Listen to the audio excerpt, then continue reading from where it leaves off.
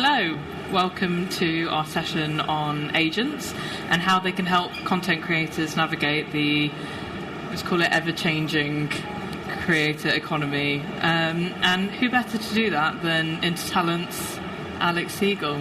We're up here somewhere. Who's somewhere around this room. If you guys have any questions, send it to the Slido app. This is the Creator Hub, and I will try to ask them best that I can.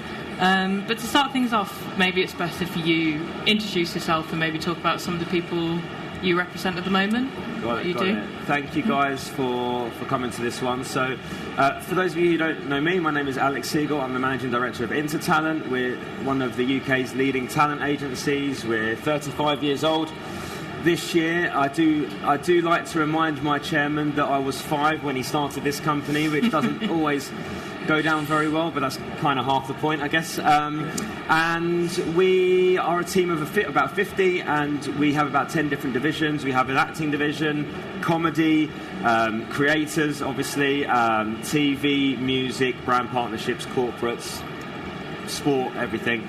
And we rep a whole range of different talent, and on one side we represent people like Vinnie Jones and Ross Kemp and Susanna Reid and Dame Joan Collins and people like that, and then on the other side of the equation we rep a lot of amazing creators, some of whom are here this week, and people like Nella Rose and Frances Bourgeois and Grace Andrews, who's on in a little bit, and various different people. So it's a very eclectic mix. So I've been at the company for 15 years. I've been running it for the past 6. And then I also have this whole other thing called Deal Makers on Substack. If any of you are interested in how to be an agent, what being an agent's like, and all the truth about being an agent, then I write a lot on my Deal Makers Substack. So check that out as well. Yeah. And I thought the best way to start things off is to ask you a question that I think I know the answer to. Go on. Which is, do you think that creators should have an agent? We just end it now, can't we? Say it. Yeah, I think so. I think actually this conversation comes up, the question comes up a lot. But I actually think, and I've been doing this now for nearly 20 years, I think talent in general, not just creators, need an agent more than ever. I think things are changing so rapidly, and distribution is sort of diversified so much that it's not just BBC 1, 2, 3. It's now a myriad of so many platforms, and I think it's really hard to navigate it as a talent, because that's not really your job. Your job is there as a creative. You're a storyteller. That's what you do. What we do in part is to understand all of this, work out how to get you to the point of where we want to get you to, and really understand the industry, have those relationships, and do all of that side of thing. And I think also for creators in particular, they've come into the industry, most of them, without any knowledge of anything whatsoever, and that's quite scary. That scares me, because they could get taken advantage of quite quickly, and I think we're there as their protectors as much as anything else. So I find it very odd. We were having this chat the other day. I find it very odd that some creators who have come into this industry have made a lot of money very quickly. They have this thing of like, well, clearly I don't need an agent because I can just do all this myself. But, my opinion is that when something important happens in your life, you go and get a specialist. If you're not feeling well, you go to a doctor. You don't get your mate to work out what's wrong with you. If you want to buy a house, you get an estate agent, you get a solicitor. Again, your mate doesn't do your house deal for you. Everything that you do in your life that's really important, you go to a specialist to do it. And I find it really weird that something that is probably as important as anything else, which is your career and your money, that some people go, you know what, I don't need a specialist for that, or my mate can do or whatever. I'm like, well, hold on a minute, that is the thing you really need a specialist for. So my answer, albeit clearly I'm very biased, my answer is that I think creators especially need an agent more than anyone. And I suppose it's kind of the nature of the beast that in especially the digital economy, people can become famous overnight. Yeah. And, you can have people sending them DMs, offering brand deals, and they might kind of feel like, oh, well, I know what I want to say yes to and what I want to say no to, but what is it that an agent can offer in terms of guidance? Yeah, I think look, what an agent offers a lot of things, but one thing that's really important, just based on this question, that an agent can offer is strategy. You know, every talent, no matter how they've come into this industry, is worthy of their place in it, and they all have these ambitions. Some ambitions are very short term, and some are very long term. You know, but how you actually get to that isn't as simple as going, I'm just going to say yes to all these jobs that come in. You know, it's more nuanced than that. And so one of the roles that we have as agents is to work out, you know, the 1 year, the 5 year, the 10-year plan, and going, right, how do we get there? And these are the things that are going to come our way naturally because of your brilliance. And these are the things we have to really go and get and fight for. And some of this stuff might happen tomorrow, but a lot of it won't happen. And in our industry, you can't predict what happens first or second. You know, I can't promise that we're going to go A, B, C. But we can promise that we're going to work on this strategy, work out different ways we think we're going to get there, and then work our asses off to achieve it. And then what happens at the end is kind of, you know, it's kind of what happens. But I think that just getting jobs by people emailing you or sliding into your DMs is not a strategy. And if you don't have a strategy, then what you actually have is a mess. And it might feel good from job to job, but that will unravel without guidance. Yeah. So that's really important. And what do you think, is there a clear tipping point in terms of the indicators that a person has outgrown themselves to a point where they would need management? Like, is there a certain follower number or engagement number, or what is it that you kind of look for when it comes to taking someone on?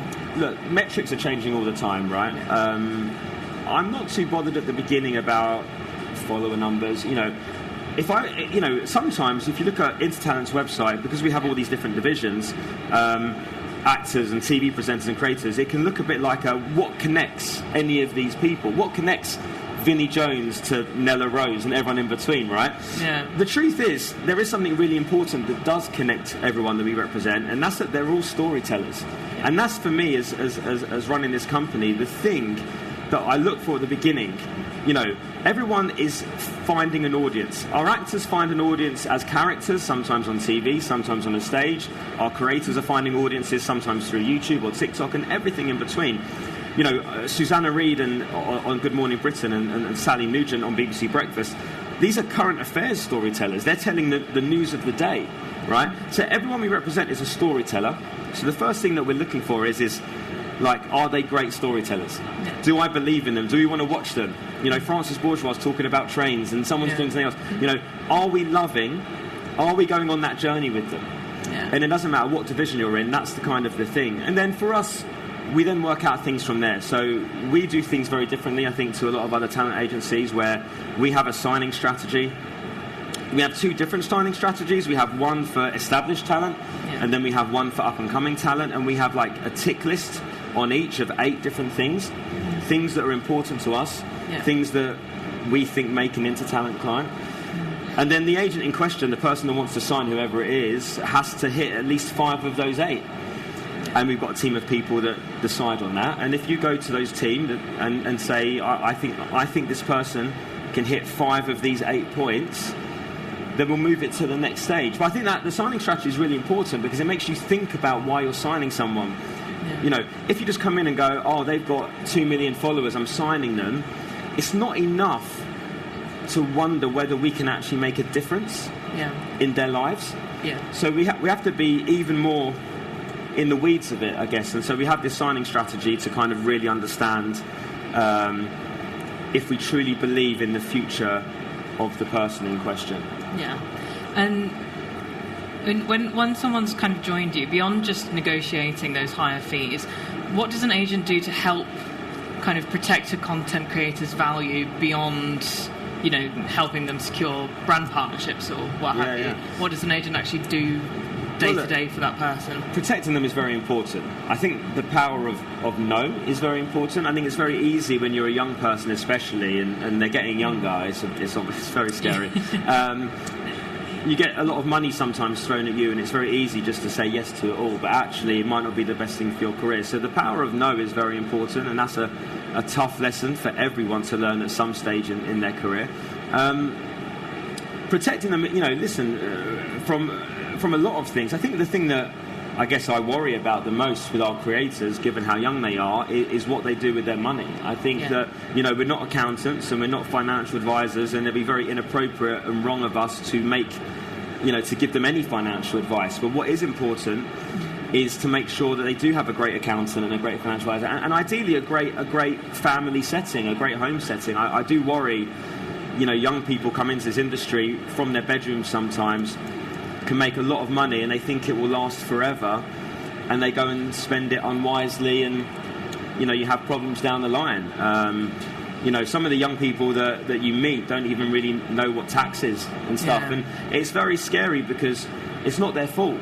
You don't teach it at school, right? And they're walking into an industry that is the Wild West, at times. There's, especially if you're getting a lot of money very fast and you're not used to having that amount of money. I think one of the biggest problems in our industry is the lack of regulations. I think lack of regulations for talent agencies. I think you should be regulated to be a talent agency. I also think that in the creator economy there needs to be proper regulations. You've got young people who are being taken advantage of very easily.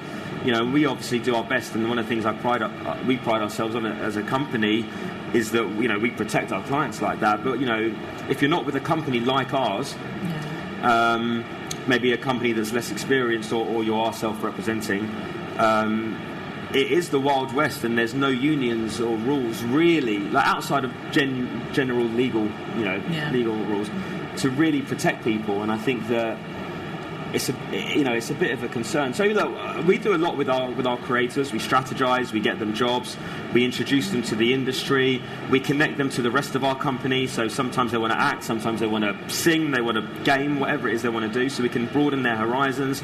But one of the most important things we do for creators is the protection bit, because I think for our actors, they've gone through drama school. They've come out into the world with no job. They know what it's like to have no money. They know what it's like to get rejection. TV presenters are the same. The creators have never been rejected. The reason they've got to the point they've got to is because they've always succeeded. That rejection will come. And they won't be ready for it. And I think it's up to us to ensure that when it does come, because it will come, that everything else is as good as it can be to kind of minimise the impact on them in terms of their mental health and their finances and all the other things that are really important. And do you find that there is an appetite for particularly digital people to move into television, film? Like, is that an ambition that you see quite a lot still? All of our creators want to be in TV. I think it's to impress their mums and dads more than anything else, but because they're not going to make the same money. I think TV and other traditional forms are still very seen as like the credibility, and I think that it's really important to a lot of them, not all of them, that they show that their brilliance by being able to get to TV, given that TV is so snobby. And so, I don't know. I never have an issue going to one of our creators and bringing opportunity in books, in TV, in anything else, and trying to get them excited about it. I think, in truth, a lot of creators are, just to break it down, everything that anyone does, I don't use the word content anymore. I think it's a really lazy word. What we're doing in every division is making shows. Everything's a show. It might be that the show is a breakfast show, it might be that the show is a drama, it might be that the show is a YouTube chat show, but either way, we're making shows and we're trying to find an audience. And I actually think creators more than anyone find it really easy to understand the value of other. I think traditional talent, people that have been in the game 20, 30 years, struggle to adapt. The youngsters don't struggle to adapt. They've been adapting since the beginning. So I actually find that chatting to them about TV and stuff is actually relatively easy. It's the other way round. Asking, like for us, like a Vinnie Jones or a Ross Kemp to start their own YouTube channel is a much harder conversation. And you mentioned before about the kind of lack of regulation.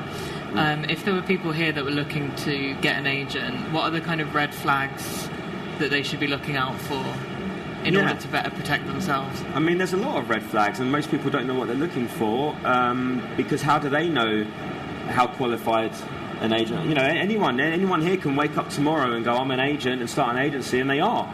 And I genuinely think that if your job is to not handle someone's career but handle someone's money, I definitely think you should be regulated. That's my opinion, because there are so many instances of people running off with other people's money and stuff that scars the entire industry, and we're there to pick up the pieces. The amount of creators that I've met that come to us going, I bet you're just like all the rest, I don't want an agent, you're all scammers. I get it a lot, because that is their experience, and it affects everyone else that's been in the game a long time. So I forgot your original question. Tell me again. Red flags. Red flags. No, look, I think the truth is do your due diligence. Ask a lot of questions around people. See who else they've got. See what work they're doing. Are you excited by the work they're getting those people? Because if that's the work they're getting those people, that's probably the work they might get you. People don't do enough due diligence. Also, in the room, when you're going for a meeting, I'm there asking talent loads of questions about their career. I rarely get asked about my credibility. I would love to tell people about my upbringing. I'd love to tell people about what I know about the industry. I'd love to tell people about what I've learned along the way, but I never get asked it.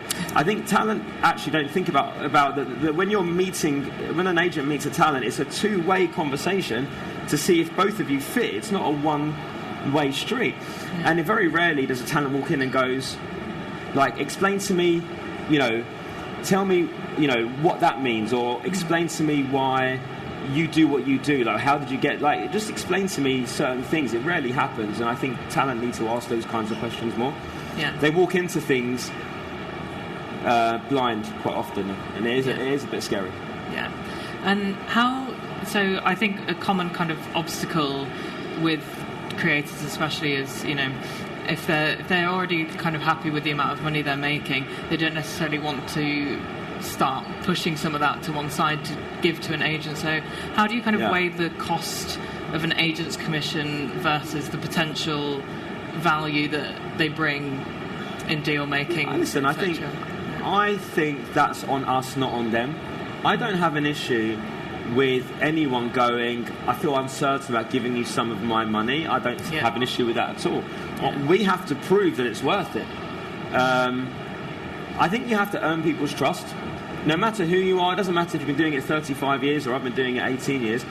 I'm trying to earn trust every day, and I think that what's really important is we show them, and we do trial periods, so when people come to us, we want to make sure they come to us calm, and for us calm is a trial period where if they don't like it or they don't like us, they can just go, right?